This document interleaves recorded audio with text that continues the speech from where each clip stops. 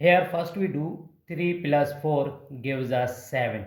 Then 2 times 7 gives us 14. And finally 14 divide 14 gives us 1.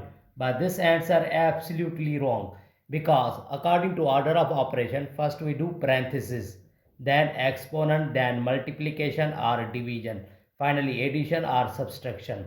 Remember that in multiplication and division have equal priority. Always work from left to right. Same rules apply addition and subtractions. So in this expression, first we do parenthesis.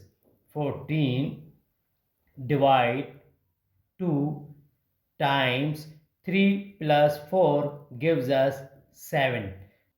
Now here first we do division, because division and multiplication always work from left to right. So 14 over 2 times 7. Now we use table 2 is 1 and here is 7. So 7 times 7 gives us 49. This is the right answer.